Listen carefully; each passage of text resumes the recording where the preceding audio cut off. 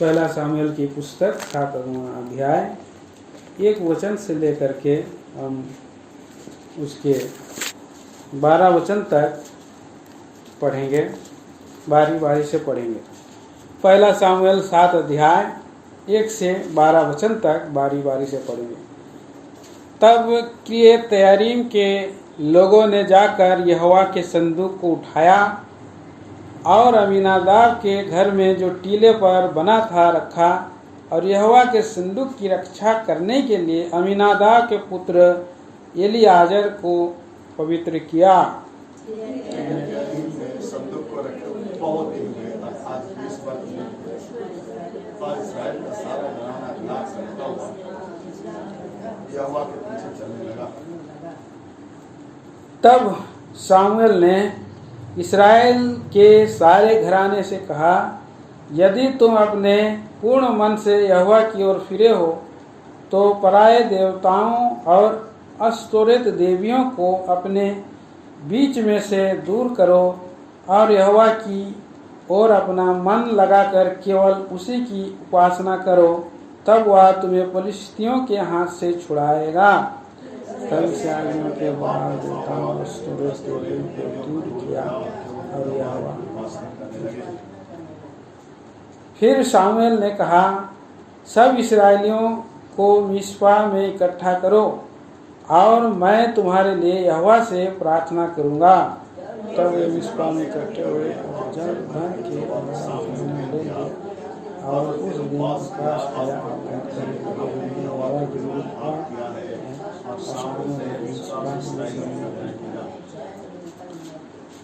जब फिलिस्तियों ने सुना कि इस्राएली मिस्पा में इकट्ठे हुए हैं, तब उनके सरदारों ने इस्राएलियों पर चढ़ाई की। यह सुनकर इस्राएली फिलिस्तियों से भयभीत हुए और इस्राएलियों ने सामुएल से कहा, हमारे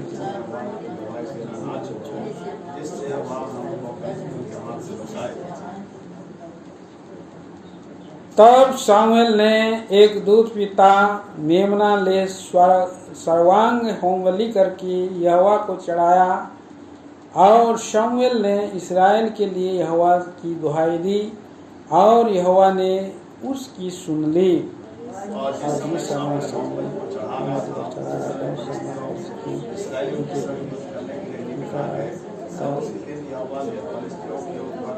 बादल को बड़े कड़क के साथ बना दिया और वे इस्राएलियों से भाग गए।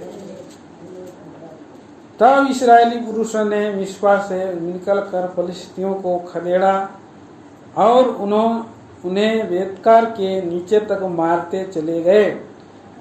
तब सामुएल ने मिस्पा से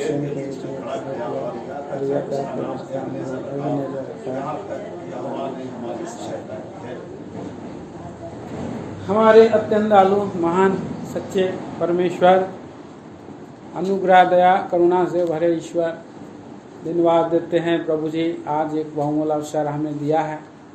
उपवास प्रार्थना में आपके लहू से, पवित्र लहू से, अनमोल लहू से खरीदे हुए बच्चों को आपने प्रभु जमा किया। सचमुच में प्रभु आप कितना महान ईश्वर हैं। जहाँ 2 और 3 आपके नाम में इकट्ठे होते हैं, उनके मध्य में प्यारे प्रभु आपकी गहरी उपस्थिति होती है। दयालु प्रभु जी, हम थोड़े हैं प्यारे प्रभु, परंतु आपका आत्मा हमारे मध्य में है। और प्रभु जी, हम दुर्बल हैं, निर्बल हैं।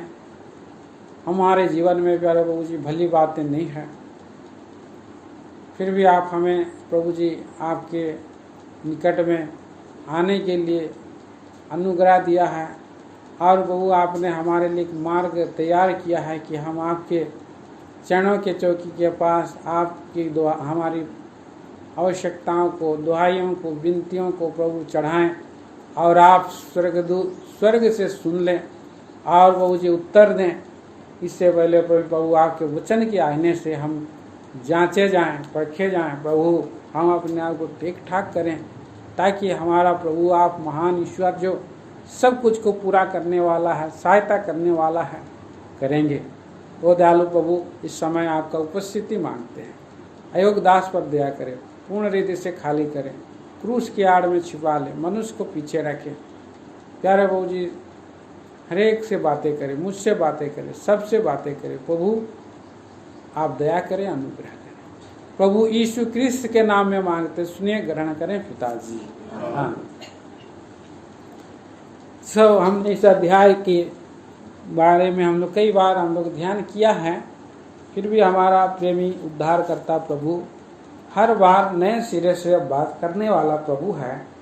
सो यहाँ पर हम देखते हैं प्रियो, आज हम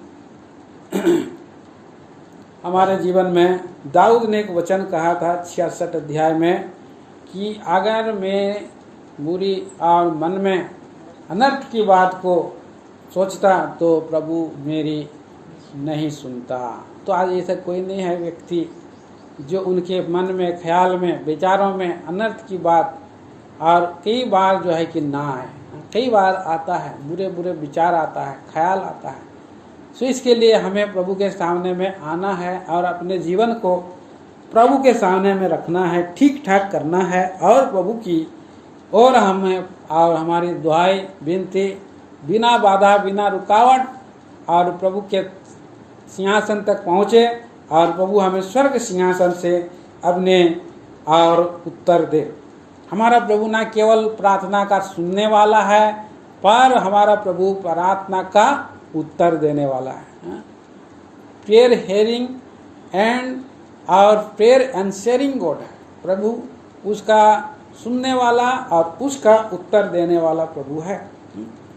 के भाई बहनों, हम देखते हैं कि यहाँ पहला सामुएल में 7 अध्याय में हम देखते हैं कि इस्राएल के घराने को, और उसके 2 वचन में हम पढ़ रहे हैं। यहाँ पढ़ दीजिए कोई भी दूसरा वचन। हाँ, में संदूक को रखे हुए बहुत दिन हुए, हाँ, अर्थात 20 वर्ष बीत गए और इस्राएल का सारा घराना विलाप करता हुआ यहोवा के पीछे चलने लगा। तो यहाँ पर हम देखते हैं प्रियो, इस्राएल का सारा घराना क्या कर रहा है? विलाप कर रहा है।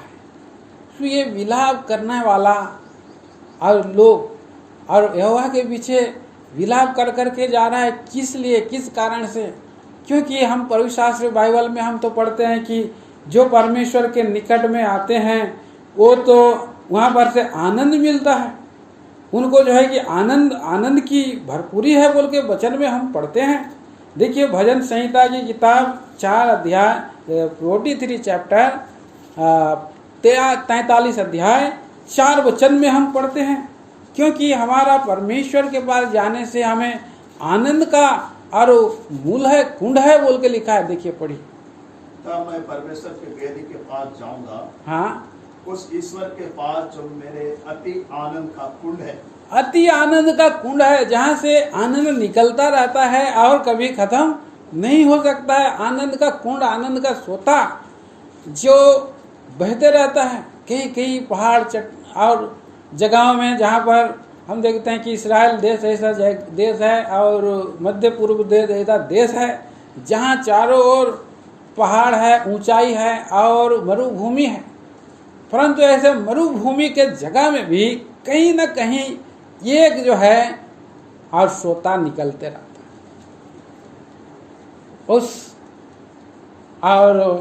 उस जो है सैन्य पर्वत के उस चट्टान के पहाड़ के ऊपर में, और वहाँ पर एक कुंड है, वहाँ पर एक तालाब है, वहाँ पर ऐसी जगह है और इसी के कारण वहाँ पर हरियाली है।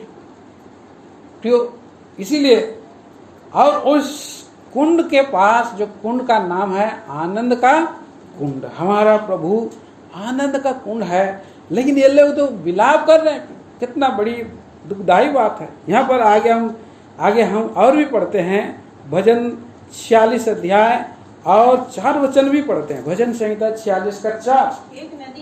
एक नदी है जिसकी नहरों से परमेश्वर के नगर में अर्थात परम प्रधान के पवित्र निवास स्थान में आनंद होता है। हाँ, यहाँ पर नदी बन गया है।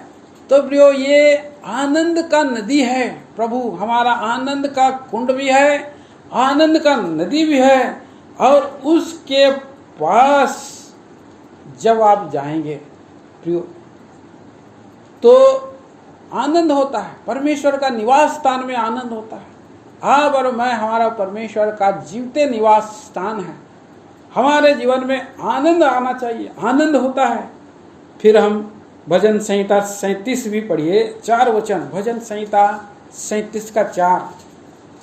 यहोवा को अपने सुख का मूल जान, हाँ और वह तेरे मनोरथ को पूरा करेगा। हाँ, तो वहां पर सुख का मूल है, वो कुंड है और वो नदी है आनंद का और सुख का मूल है। और भजन 16 का 11 में हम पढ़ते हैं कि तेरे निकट में आनंद की भरपूरी, तेरे निकट में आनंद की भरपूरी है। और पौलुस इस भेद को जानता था, इसीलिए पौलुस प्रेरित फिलिपियों की पत्री 1 अध्याय 3 और 4 में तो जब लोगों के और उसे या स्मरण करता, लोगों को जब स्मरण करता है तो वो क्या करता है, आनंद के साथ वो धन्यवाद करता है और प्रार्थना भी करता है। पढ़िए उसको। मैं जब जब तुम्हें स्मरण करता हूँ तब तब अपने परमेश्वर का धन्यवाद करता हूँ, धन्यवाद करता हूँ। और जब कभी तुम सब के लिए विनती करता हूँ, तुम सब के लिए जब विनती करता हूँ तो सदा आनंद के साथ विनती करता हूँ। आनंद के साथ विनती कर रहा, आनंद के साथ। लेकिन यहाँ पर इस्राएल का घराना विलाप कर रहा है। कारण क्या है? क्योंकि वो परमेश्वर के निकट में नहीं जाने का कारण है। किया तारीम से वो लोग दूर में रहते हैं और वाचा का संदूक के दूर में वो रहते हैं और वो लोग और प्रार्थना विनती नहीं करते हैं। पढ़िए उस यशायाह नबी की पुस्तक और 43 चैप्टर 22 वचन भी पढ़िए। यशायाह नबी के पुस्तक उसका 43 अध्याय 22 पद। तो भी है याकूब तूने मुझसे प्रार्थना नहीं की, हाँ, वरन हे इस्राएल तू मुझसे उकता गया है। उकता गया है। अभी वो लोग प्रार्थना नहीं कर रहा है और वो परमेश्वर से उकता गया है। क्या क्या वो लोग जो है कि पुराने नियम में इस्राएली लोग जंगल में मन्ना खा खा करके उकता गया। कई बार संगति कर करके लोग उकता जाते हैं, कई बार लोग है कि और प्रार्थना कर करके उकता जाते हैं। और कितने लोग जो है और प्रभु का कितना सेवा करेंगे बोल करके वो लोग थोड़ा हम लोग संसार में घूम फिर ले बोल कर घूमने फिरने चले जाते हैं, थोड़ा हम लोग रेस्ट कर ले बोल करके वो सोचते हैं और उकता जाते हैं।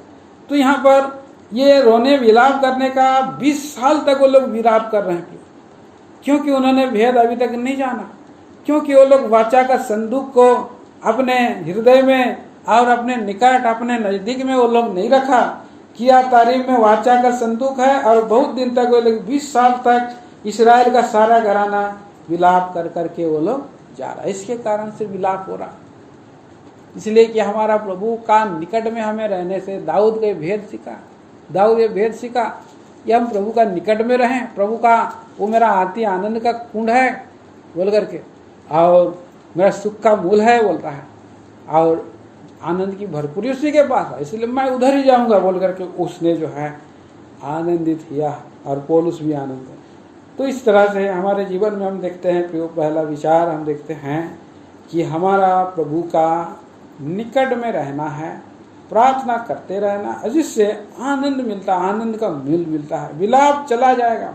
दूसरा विचार हम देखते हैं, देखिए 3 वचन हम पढ़ते हैं, 3 वचन। तब शामुएल ने इस्राएल के सारे घराने से कहा, हाँ, यदि तुम अपने पूर्ण मन से यहोवा की ओर फिरे हो, हाँ, तो पराये देवताओं और अस्तोरेत देवियों को अपने बीच में से दूर करो और यहोवा की ओर अपना मन लगाकर केवल उसी की उपासना करो, तब वह तुम्हें फलिस्तियों के हाथ से छुड़ाएगा। तो अभी यहाँ पर एक जैसन दे रहा है सलाह, परमेश्वर का भक्त, परमेश्वर का दास यहाँ पर एक सलाह दे रहा है कि अरे इस्राएली के घराने के लोग तो विलाप कर करके चले जा रहे हैं।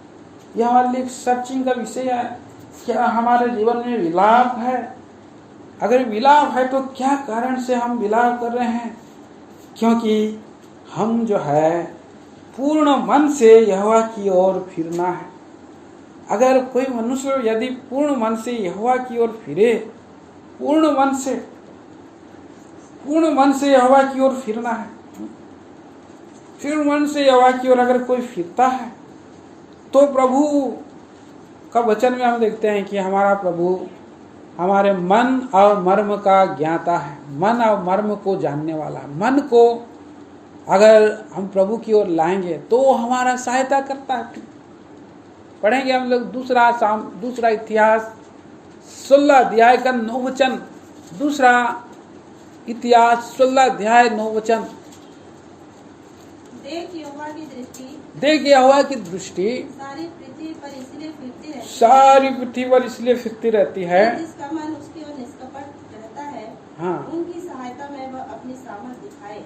निष्कपट मन को, पूर्ण मन से लोग नहीं है, इनका मन में कपट है। और इसलिए वो क्योंकि वे लोग जो है और कुछ देवी और कुछ देवता लोगों के भी अंदर में रखे हैं, इसलिए इनका जीवन में प्रियो सहायता नहीं मिल रहा है। पूर्ण मन से यहोवा की ओर नहीं है, निष्कपट मन नहीं है। और हम देखते हैं प्रभु का वचन में हम देखते हैं कि हमारा परमेश्वर मन को देखने वाला प्रभु है। पहला सामुएल का 16 का 7 में हम पढ़ते हैं। पहला सामुएल 16 का 7 में पढ़िए। परंतु यहोवा ने सामुएल से कहा उसके रूप पर दृष्टि न कर और न उसके कद की ऊंचाई पर दृष्टि, क्योंकि मैंने उसे अयोग्य जाना है। हाँ, क्योंकि यहोवा का देखना मनुष्य का सा नहीं है। हाँ। मनुष्य तो बाहर का रूप देखता है, परंतु यहोवा की दृष्टि मन पर रहती है। मन पर यहोवा दृष्टि लगाया हुआ है। मन को देखने वाला, पूर्ण मन और मन को जांचने वाला, परखने वाला हमारा परमेश्वर है और उनकी ओर सहायता करता। भजन 7 अध्याय का 10 भी पढ़ेंगे। भजन संहिता 7 अध्याय 10 वचन भी पढ़िए।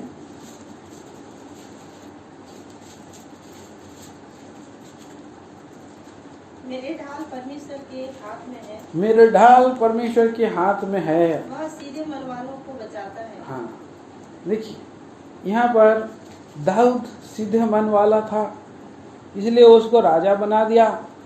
और हम देखते हैं कि यहाँ पर और अब्राहम भी सीधे मन वाला था, इसलिए और प्रभु ने बोला कि मैं तेरा और ढाल हूँ और मैं तेरा अत्यंत बड़ा प्रतिफल हूँ। और इसलिए सीधे मन वालों को प्रभु बचाने वाला प्रभु है। इसलिए हमारा प्रभु के प्रति हमारा सीधा ही होना चाहिए।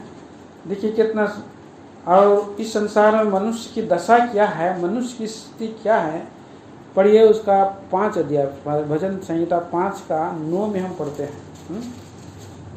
क्योंकि उनके मुंह में कोई सच्चाई नहीं, उनके मन में दुष्टता है। हाँ, उनका गला खुली हुई कब्र है। हाँ, वे अपनी जीभ से चिकनी चुपड़ी बातें करते हैं। हाँ, तो ऐसे लोग हैं इस संसार में। क्यों? मन में निरी दुष्टता भरा हुआ है, मुंह में कोई सच्चाई नहीं है, खुली हुई कब्र है उनका मुंह। इस संसार के लोगों के बारे में हम देख सकते हैं प्रियो।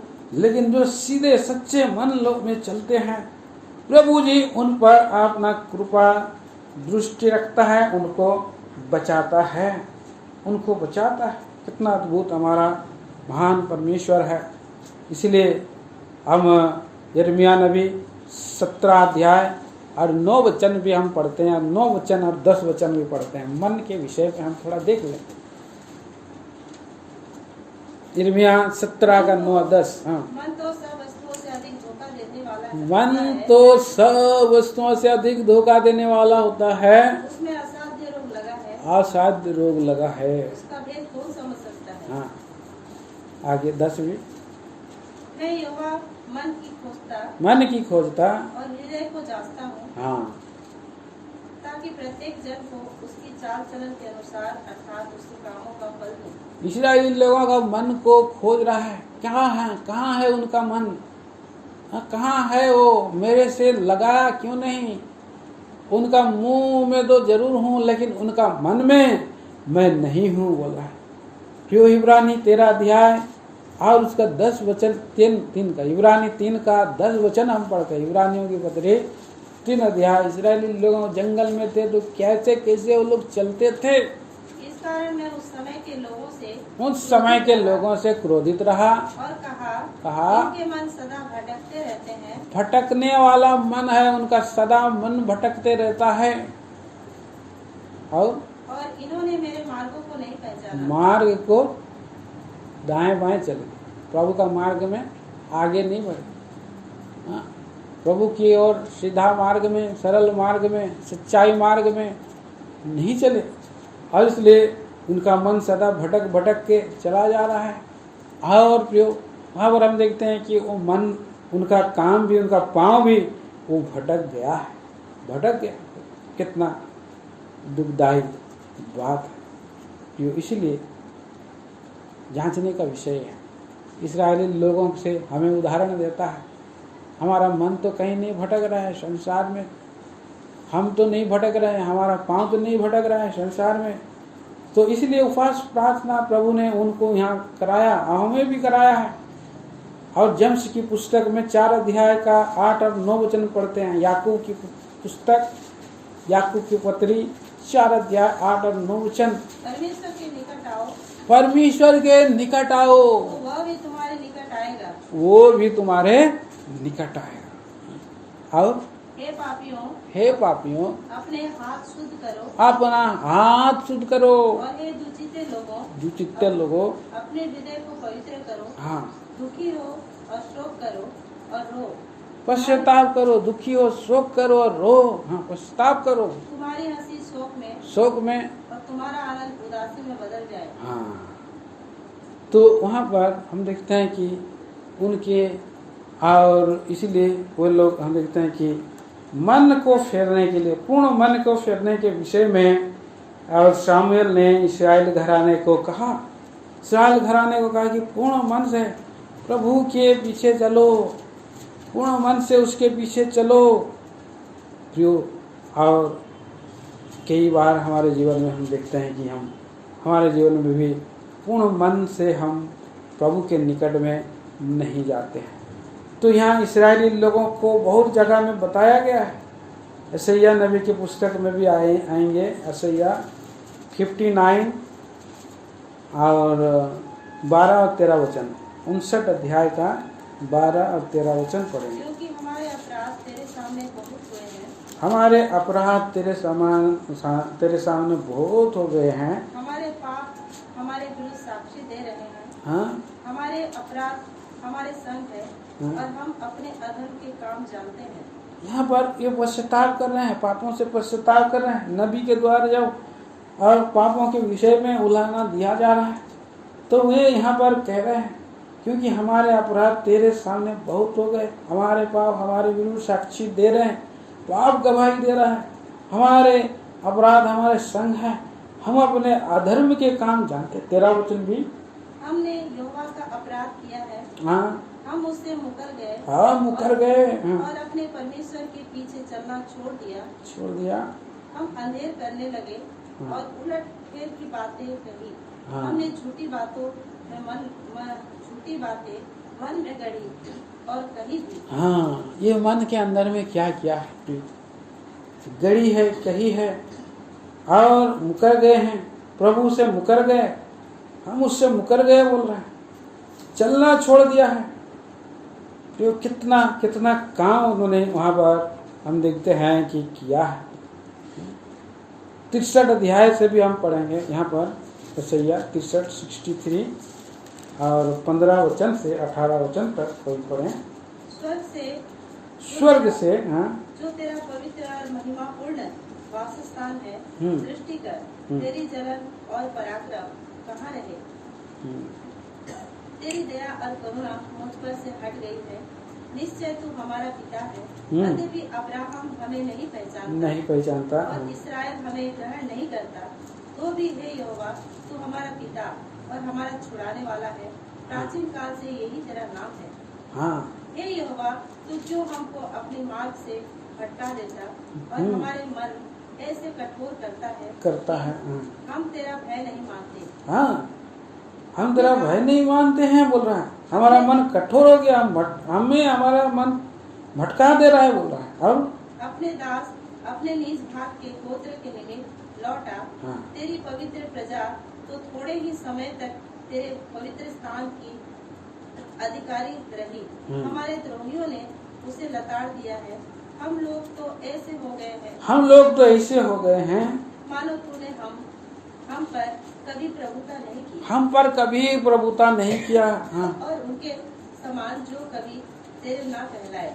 और उनके समान बन गए जो हम तेरे ना कहलाए। ऐसा उनके जीवन में विचार आ रहा है। पता नहीं प्रभु कब हमको छुड़ाया था, प्रभु हम लोगों को कब हमको बचाया था, हम तो जानते भी नहीं, हम तो भूल गए हैं हमारा प्रभु है कि भी नहीं है बोल करके। उनके अंदर में क्या हमारे सामने कोई प्रभु सेवा, हमारे प्रभु की सेवा कर रहे थे? ऐसा उनकी अवस्था दया हो गया, इसलिए वो लोग पुकार रहे हैं प्रभु को, कहे हुआ हमारा पिता अब्राहम हमको नहीं पहचानता है, हमारा प्रभु हमको नहीं पहचानता, हमारा पिता हमको नहीं पहचानता है, तू हमारा पिता हमारा छुड़ाने वाला है बोलते हैं यहाँ पर। और अगर ऐसे पश्चाताप करते हैं, ऐसे दुहाई देते हैं, तो प्रभु उनको जरूर छुड़ाता है, प्रभु उनको जरूर छुटकारा देता है। पढ़िए 59 का 59 अध्याय और 20 वचन।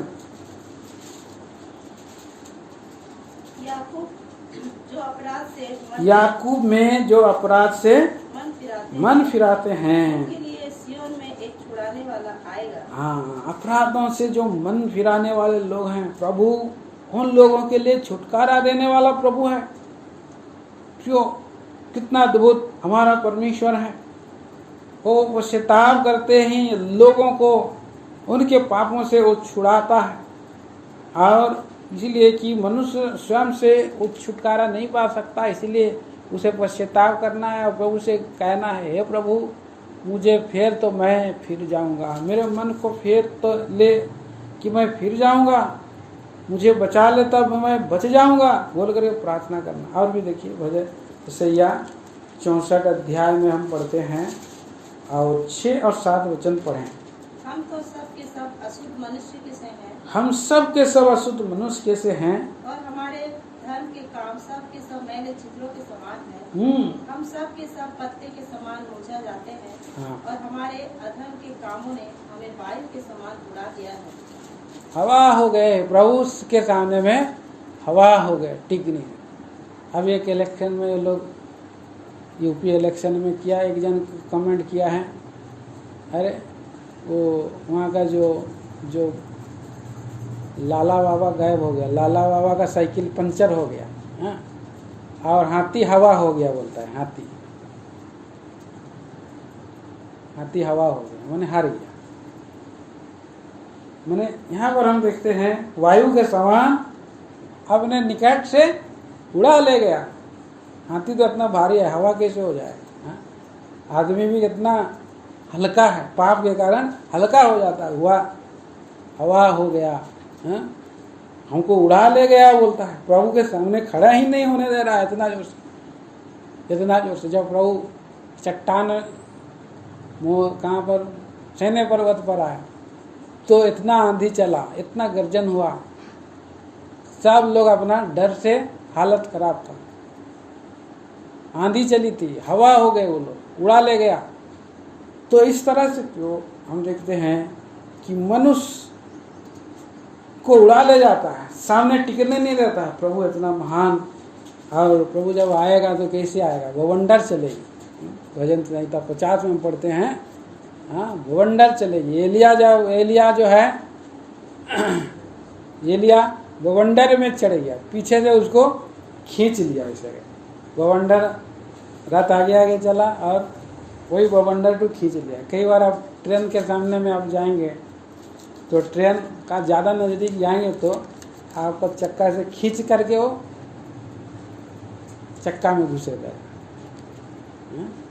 इसे ही खींच के बवंडर चलता है प्रभु के सामने, लेकिन इसके बवंडर से लोग उड़ जा रहे हैं, सामने नहीं खड़े हो रहे हैं, उड़ जा रहे हैं। तो हम कहाँ पढ़े थे हम लोग? 6 वचन तक पढ़े, 7 वचन में पढ़े। कोई कोई तुझसे प्रार्थना नहीं करता, कोई तुझसे प्रार्थना नहीं करता, कोई हाँ तुझसे सहायता लेने के लिए हाँ चौकसी करता है हाँ कि तुझसे लिपटा रहे, हाँ क्योंकि हमारे अधर्म के कामों के कारण तूने हमसे अपना मुंह छिपा लिया है हाँ। और हमें हमारी बुराइयों के वश में छोड़ दिया है। तो इसलिए प्रभु अपना मुंह बंद कर दिया और वो दूर भाग उड़ा ले गया उसको। प्रभु अपना मुंह भी छुपा लिया, क्योंकि वो लोग प्रभु के सामने में नहीं पहुंच रहे हैं, प्रार्थना नहीं कर रहे हैं। तो प्रिय भाई बहनों, हम देखते हैं यहाँ पर फिर उस लोग फिर निवेदन कर रहे हैं। 8 वचन पढ़ेंगे, 8 और 9 वचन। तो भी हे याकूब, हाँ? तो भी हे यहोवा, तू हमारा पिता है। हे यहोवा, तो हमारा पिता है। देख, हम तो मिट्टी हैं हम मिट्टी हैं और तू हमारा कुम्हार है। कुम्हार है। हम सब के सब तेरे हाथ के काम हैं। हाँ, हम उसके हाथ के काम हैं। और 9 वचन। इसीलिए यहोवा अत्यंत क्रोधित न हो अत्यंत क्रोधित न हो और अनंत काल तक हमारे अधर्म का स्मरण न रख। विचार करके देख, हम तेरी विनती करते हैं। हाँ। हम सब तेरी प्रजा हैं। हाँ, प्रभु से वो लोग दया के भीख मांगे, मन से आ रहे हैं, मन फिरा रहे हैं। इसलिए देखिए भजन 80 आखिरी भजन संहिता 80 अध्याय और उसका 17 और 18 भी पढ़ेंगे। भजन संहिता 80 का 17-18। तेरे दाहिने हाथ के संभाले हुए पुरुष का तेरा हाथ रखा रहे। हाँ, रखा रहे। हाँ। उस आदमी पर जिसे तूने अपने लिए दृढ़ किया है। तब हम लोग तुझसे ना मुड़ेंगे। तब हम लोग तुझसे ना मुड़ेंगे। तू हमको जिला। तू हमको जिला। और हम तुझसे प्रार्थना कर सकेंगे। हाँ, तुझसे प्रार्थना कर सके। इसलिए प्रभु का भी अनुग्रह हो कि हमारा मन भटकने वाले हैं, परमेश्वर का मार्ग को नहीं पहचाना है, परमेश्वर के निकट में हम लोग जा नहीं सकते हैं और हमने विनती नहीं किया, प्रार्थना नहीं किया, हवा हो गए। और इसी रीति से ये लोग विलाप करें, इसके कारण से ये लोग विलाप करें और मन को उन्होंने नहीं फिरा। लेकिन अभी क्या किया है वो लोग? तीसरा विचार हम देखते हैं, 1 सामुएल उसका 7 अध्याय और 4 वचन पढ़ें। तब इसराइलियों ने बाल देवताओं और अस्तोरेत देवियों को दूर किया और केवल यहोवा ही की उपासना करने लगे। हाँ प्रिय भाई बहनों, यहाँ पर हम देखते हैं कि और उन्होंने क्या किया है? दूर किया है, पश्चाताप करके उसको पश्चाताप ही केवल नहीं किया, परंतु उन्होंने जो है कि दूर किया। इनके जीवन में क्या थी? देवी थी और देवियाँ थी। आज हम देखते हैं कि हर एक के जीवन में देवी भी होता है और अंदर देवियाँ भी होती हैं। देवियाँ होता है, देवी होता है। इसके बीच में, परमेश्वर के बीच में देवी और देवता का क्या काम है? परमेश्वर के बीच में, मेरे और परमेश्वर के बीच में देवी देवताओं का कोई काम नहीं है, कोई मूर्त का काम नहीं है। और इन्होंने मन फिराया है, दूर किया है। और इसीलिए 1 सामुएल और यशायाह 26 का 13 में और एक वचन पढ़ दीजिए। यशायाह 26 का 13 वचन।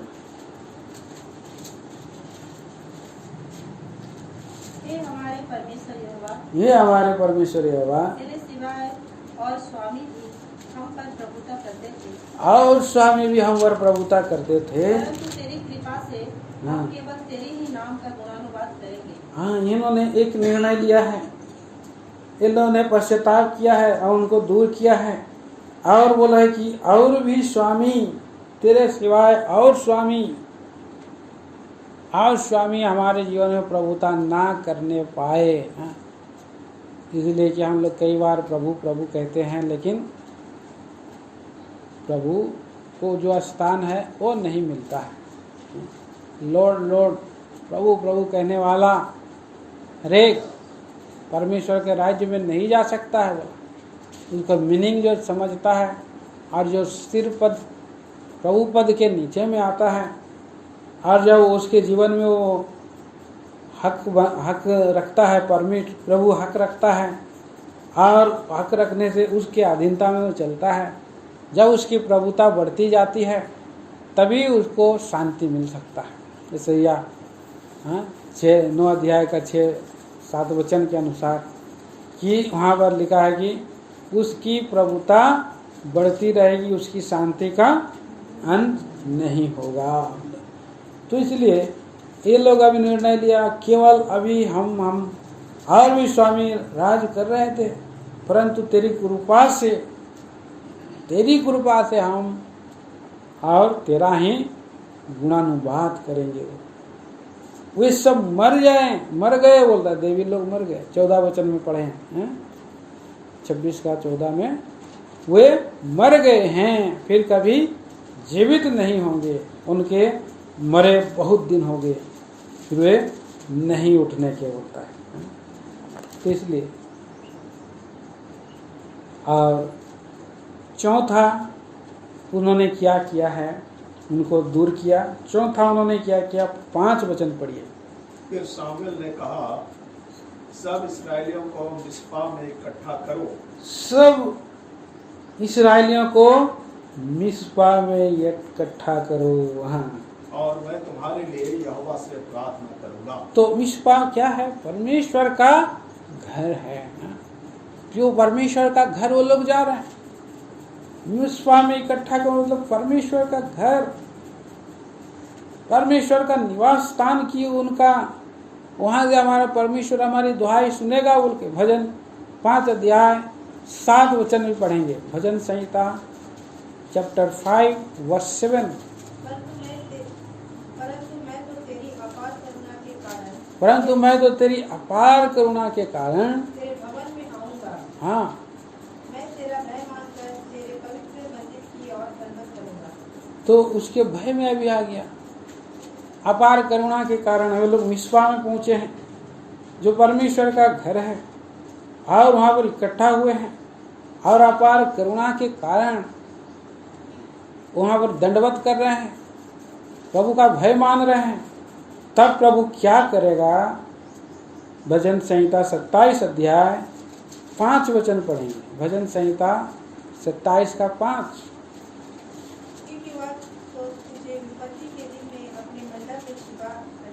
क्योंकि वह तो तुझे विपत्ति के दिन में अपने मंडप में छुपा रखेगा, छुपा लेगा, और छिपा लेगा और चट्टान पर चढ़ाएगा। आप डगमगाएंगे नहीं। क्यों? प्रभु का घर में आएंगे तो प्रभु अपने भेद को, प्रकाश को, ज्योति को हर प्रकाश मन करता है, प्रकाशित करता है। घर में रहेंगे तो आप कितना बाइबल पढ़ते रहेंगे, नींद आ जाएगा, प्रार्थना करेंगे नींद आ जाएगा, झुक जाएंगे। जब प्रभु का घर आएंगे तो आपको एक नया प्रकाश, नया रोशनी मिलता है। और वचन पढ़ेंगे यहाँ पर भजन संहिता 43 अध्याय, भजन संहिता 43 अध्याय का 3 और 4 वचन में हम पढ़ते हैं। अपने प्रकाश और अपनी सच्चाई को भेज, हाँ, वे मेरी अगुवाई करें। हाँ, वे ही मुझको तेरे पवित्र पर्वत पर और तेरे निवास स्थान में पहुंचाए। हाँ, निवास स्थान में वो पहुंच गया है और वहां से उसको सामर्थ्य मिला है। इसलिए लोग सब मिस्पा में इकट्ठा हुए। और हम देखते हैं, और 5वां उन्होंने क्या किया है, पढ़ेंगे उसका 6 पद, 1 शमूएल 7 का 6। तब वे मिस्पा में इकट्ठा हुए और जल भर के यहोवा के सामने उंडेल दिया और उस दिन उपवास किया, और वहाँ कहने लगे, हमने यहोवा के विरुद्ध पाप किया है। और शामुएल ने मिस्पा में इस्राएलियों का न्याय किया। तो यहाँ पर हम देखते हैं कि उपवास किया, उन्होंने उपवास किया। हम उपवास प्रार्थना हमारे जीवन में बहुत ही आवश्यक है प्रियो।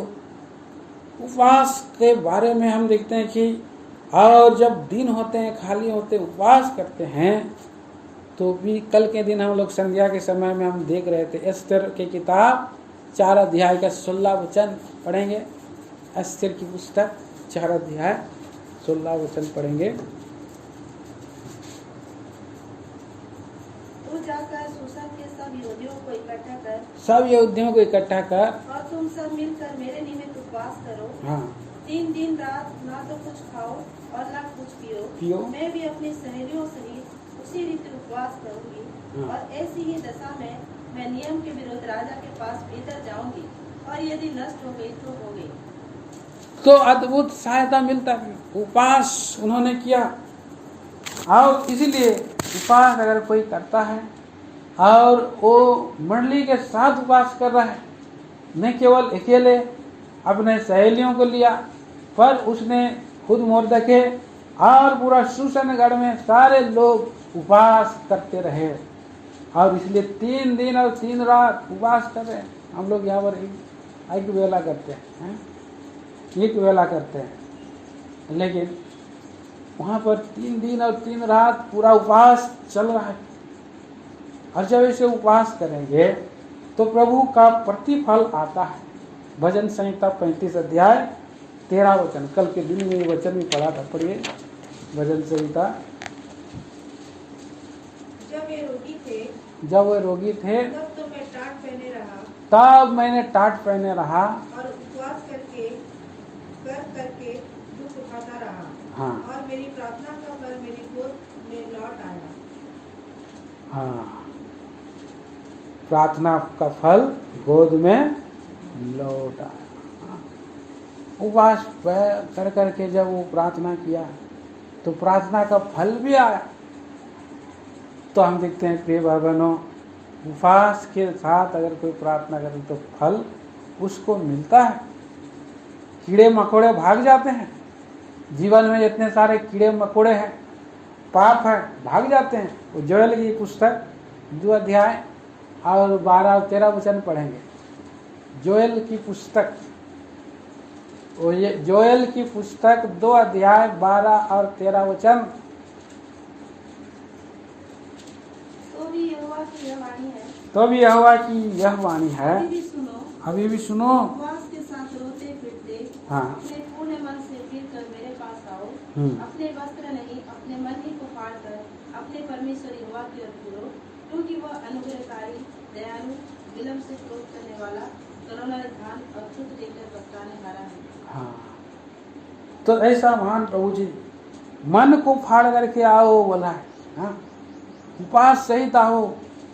और जो कोई उपवास सहित आता है, और वहाँ पर वो लोग उपवास सहित आया तो उन्होंने क्या किया, बाद में उनके जो 4 प्रकार की टिड्डियाँ थी, अरबे, एलेक, हासिल और गज्जम नाम की टिड्डियाँ उनके जीवन को, उनके देश को, सबको चट कर रहे थे। सब चला गया, उड़ा लिया गया, उनको समुंदर में फेंक दिया प्रभु। ये देश मगन हो मत डर, यहोवा ने बड़े बड़े काम किए हैं बोलकर वहाँ पढ़ते। फिर भाई बहनों, प्रभु यीशु मसीह ने क्या कहा है, मत्ती सुसमाचार 17 अध्याय और 21 वचन। मत्ती सुसमाचार, यह जाति बिना प्रार्थना और उपवास के नहीं निकलती। यह जाति बिना प्रार्थना और उपवास के नहीं। इसीलिए उपवास किया उन्होंने, उपवास सहित प्रार्थना कर रहा है, और उपवास सहित प्रार्थना का जवाब मिला। 1 शामुएल 7 अध्याय में। उसके बाद हम देखते हैं 6वां विचार उन्होंने क्या किया है, बलिदान किया है। 9 पद पढ़िए। तब शामुएल ने हाँ, एक दूध पीता मेमना ले सर्वांग होम बलि करके हाँ यहोवा को चढ़ाया, और शामुएल ने इस्राएलियों के लिए यहोवा की दुहाई दी, हाँ, और यहोवा ने उसकी सुन ली। यहोवा ने उसकी सुन लिया। देखिए यहाँ पर वो लोग पश्चाताप भी किया, उपवास भी किया, और उन्होंने जो है कि बलिदान भी चढ़ाया। एक दूध पीता मेमना ले सर्वांग होम बलि चढ़ाया, और वो हमारा प्रभु यीशु मसीह, प्रभु यीशु मसीह के क्रूस के लहू के, उस बहे हुए लहू के बिना, उसके लहू का छिड़काव अपना आत्मा प्राण देह पर लिए बिना प्रभु हमारा प्रार्थना और कतई प्रभु के पास नहीं पहुंच सकता है। हमारे जीवन में हृदय आत्मा प्राण देह पर प्रभु यीशु मसीह क्या किया है, हमारे लिए सर्वांग बलिदान हो गया, प्रेम किया हमसे। इफिसियों की पत्री 5 अध्याय का 2 वचन में हम पढ़ते हैं। इफिसी की पत्री 5 अध्याय और उसका 2 वचन पढ़ दीजिए। और प्रेम में चलो जैसे मसीह ने भी तुमसे प्रेम किया और हमारे लिए अपने आप को सुखदायक सुगंध के लिए परमेश्वर के आगे भेंट करके बलिदान कर दिया। हाँ, सुखदायक सुगंध बन गया, होम बलि बन गया। होम बलि में कोई भी चीज नहीं बचता है, सर से लेकर के पांव तक सारा अचौड़ी पतौड़ी सब जो है उन सबको, हड्डी और पैर सब भी काट करके बलि करके, उसका गोबर को भी साफ करके धो धा करके उसको फिर आग में डाल देते हैं, और सब जो है वो होम बलि करके ऊपर सुगंधित धूप के समान हमारा प्रभु यीशु मसीह, वचन ही था उसके पास, दूध पीता, बोला दूध पीता वचन, दूध पीता हुआ परमेश्वर का वचन, उसके पास कोई पाप नहीं था कि वो हमारे लिए बलिदान हो गया। हर प्रभु में हमें भी बलिदान किया है, तो हम भी अपने जीवन को ऐसे ही बलिदान चढ़ाएं। आखिरी में एक वचन पढ़ेंगे, देखिए इब्रानियों रोमियो की पत्री उसका 12 अध्याय 1-2 वचन।